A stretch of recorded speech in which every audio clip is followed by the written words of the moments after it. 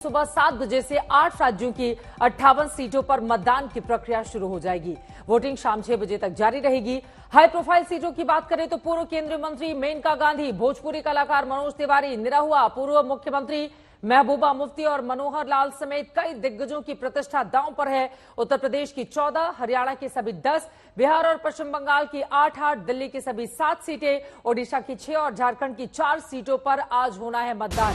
जम्मू कश्मीर की 1 सीट अनंतनाग पर आज डाले जाएंगे वोट। आपको बता दें, तैयारियां पूरी की जा चुकी हैं। लोकसभा चुनाव का 6ठे चरण का आज ये मतदान है और अपने आप में आज का दिन काफी ज्यादा अहम रहने वाला है। कई दिग्गजों की प्रतिष्ठा दांव पर लगी हुई है। तो वहीं आपको बता दें कि अब तक जिन जिन सीटों पर मतदान संपन्न हो चुका है उसको लेकर पार्टियों के अपने अपने दावे हैं, लेकिन इन सब के बीच आज जिन 58 सीटों पर वोटिंग होगी उसके जरिए ये तय हो जाएगा कि किसकी बनेगी सरकार। बंगाल की 8, बिहार की 8, ओडिशा की 6 सीटों पर मतदान होगा तो उत्तर प्रदेश की सबसे ज्यादा 14 सीटों पर वोट डाले जाएंगे। झारखंड की 4 सीटें शामिल हैं, जबकि जम्मू कश्मीर की 1 अनंतनाग सीट पर आज वोटिंग है, जहां से महबूबा मुफ्ती चुनावी मैदान में है। लोकसभा चुनाव में 6ठे चरण के मतदान को लेकर तमाम जो चुनावी प्रक्रिया होती है वो उनको लगातार पूरा किया जा रहा है। जैसा कि हम तस्वीरों में आपको दिखा रहे हैं, ये 10 अलग अलग तस्वीरें आपके सामने हैं। उत्तर पूर्वी दिल्ली से उम्मीदवार हैं कन्हैया कुमार, कांग्रेस आप समर्थित ये उम्मीदवार हैं। उत्तर पूर्वी दिल्ली से मनोज तिवारी को टक्कर देने के लिए मैदान में उनको उतारा गया है, जबकि 2 बार के सांसद मनोज तिवारी हैट्रिक लगाने को लेकर पूरी तरह से आश्वस्त दिखाई देना चाहते हैं। नई दिल्ली से वही उम्मीदवार हैं पूर्व कानून मंत्री दिल्ली के सोमनाथ भारती, उन्होंने भी जमकर प्रचार किया है। अब आपकी प्रतिष्ठा भी दांव पर लगी हुई है। वहीं आपको बता दें कि बासुरी स्वराज, सुषमा स्वराज की बेटी को नई दिल्ली से चुनावी मैदान में उतारा है। पुरी से उम्मीदवार हैं संबित पात्रा, जिनको लेकर प्रधानमंत्री नरेंद्र मोदी की ओर से भी रोड शो किया गया था। भारी भीड़ भी पुरी में उमड़ी हुई थी। हम तस्वीरें आपको दिखा रहे हैं किस तरह से चुनाव प्रचार उनकी ओर से किया गया। मेनका गांधी, धर्मेंद्र यादव, आजमगढ़ की सीट पर चूंकि मतदान होना है तो इसलिए बेहद महत्वपूर्ण हो जाता है। आजमगढ़ से 2 बड़े चेहरे आमने सामने हैं, एक तरफ निरहुआ है तो दूसरी तरफ धर्मेंद्र यादव है। गुरुग्राम से उम्मीदवार है राज बब्बर। तो करनाल की सीट का आज क्या होगा ये भी बड़ा सवाल बना हुआ है, क्योंकि हरियाणा की पूरी 10 सीटों पर चुनाव होने हैं। मनोहर लाल को उनकी जब कुर्सी चली गई थी उसके बाद उनको सांसदीय के चुनाव में करनाल से उतारा गया था। हमारे 4 सहयोगी अलग अलग हिस्सों से इस वक्त जुड़ चुके हैं और ज्यादा जानकारी लेकर, और यकीनन सुबह सुबह का ये वक्त है, लेकिन किस तरह का माहौल है। वैशाली में है कुमार कुणाल, अंबाला से मंजीत सहगल हमारे साथ जुड़े हुए हैं, प्रतापगढ़ में जितेंद्र बहादुर सिंह हैं, दक्षिणी दिल्ली में आशुतोष मिश्रा है, नई दिल्ली में मौसमी सिंह जुड़ चुकी हैं, तुम लोग से ऋत्विक मंडल है। लेकिन सबसे पहले मौसमी आपका ही रुख करते हुए अब जरा बताइए कि नई दिल्ली का सियासी समीकरण क्या बताता है और सुबह सुबह दिल्ली का जो मिजाज है वो क्या कह रहा है। मौसमी।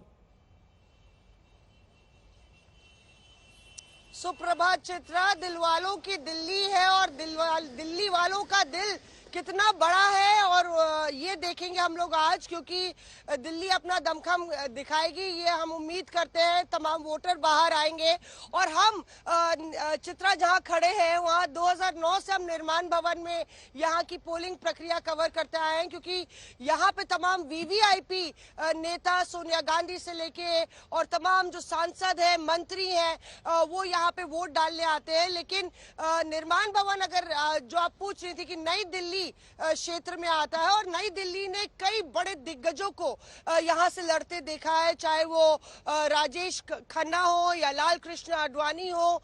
सुषमा स्वराज की बेटी बासुरी स्वराज इस बार नई दिल्ली से लड़ रही है, हालांकि सुषमा स्वराज दक्षिण दिल्ली से लड़ती थी।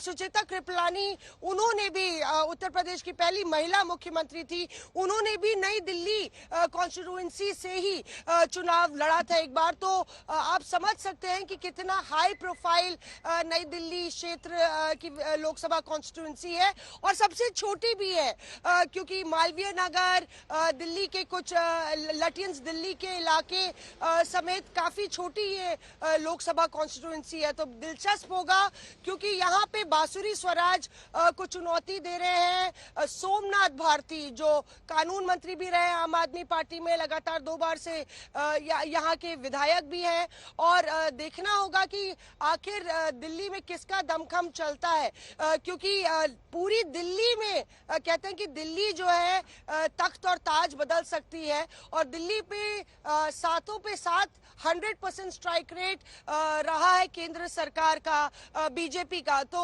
बेहद दिलचस्प हो जाता है कि किस तरह से यहाँ पे दिल्ली के दंगल में किसकी विजय होती है। चित्रा पर नई दिल्ली का भी चुनाव इस बारी काफी तीखा रहा है। बांसुरी स्वराज जो है वो प्रवक्ता भी रही, पार्टी की सेक्रेटरी रहे पार्टी की, और वो सुषमा स्वराज की जो विरासत है उसको कहीं ना कहीं बटोरते हुए आगे अपना एक नामो निशा कायम करना चाहती हैं।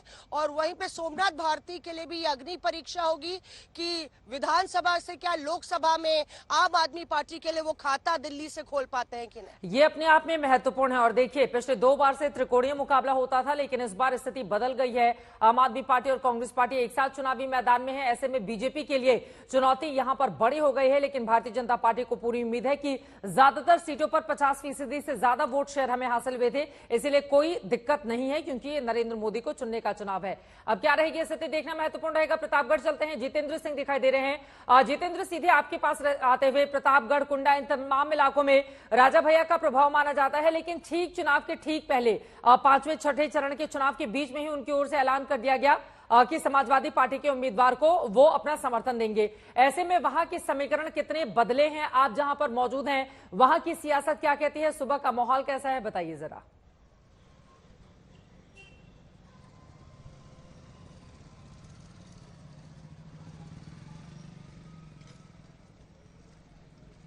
जितेंद्र, मेरी आवाज मिल रही है क्या? ये सवाल आपसे ही था जितेंद्र।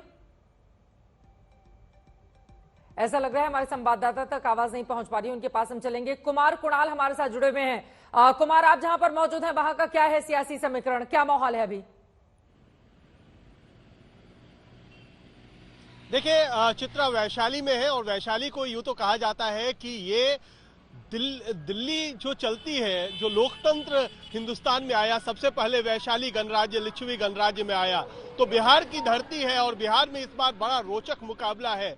इस बार जिस तरीके से सीधा संघर्ष देखा जा रहा है, बाकी जगहों पर, अभी आप दिल्ली की बात कर रही थी, तो यहाँ पर भी जो एनडीए बनाम इंडिया की जो लड़ाई है, और खास तौर पर यहाँ पर जहाँ हम वैशाली में हैं, यहाँ बाहुबलियों की लड़ाई है। मुन्ना शुक्ला जो माना जाता है कि यहाँ पर एक बाहुबली परिवार से आते हैं, वहाँ उनका मुकाबला वो आरजेडी के टिकट पर है। वीणा देवी जो कि एलजेपी यानी चिराग पासवान की पार्टी से हैं। तो कई सारे यहाँ पर समीकरण बन रहे हैं।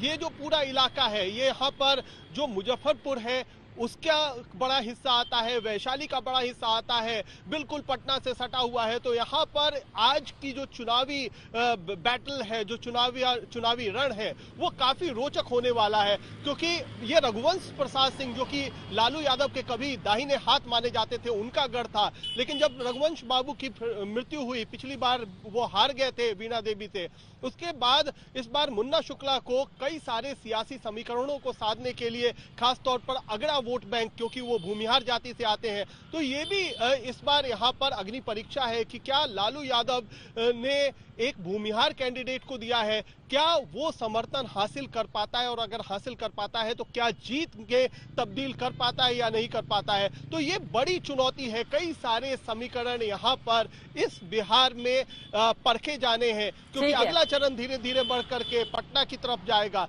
तो ये पटना का बिल्कुल करीबी इलाका, और यहाँ पर लालू परिवार की भी इज्जत दांव पर, और साथ ही साथ एनडीए की। ठीक है, मैं लौटूंगी आपके पास। इंटरेस्टिंग बातें आप बता रहे हैं। कुल मिलाकर आज का दिन काफी ज्यादा अहम रहने वाला है। 6वें दौर की वोटिंग का दिन है, लेकिन 2 ऐसे स्टेट है, एक तरफ राजधानी दिल्ली तो वहीं दूसरी तरफ हरियाणा, जहां की पूरी 10 और 7 सीटों पर मतदान होना है।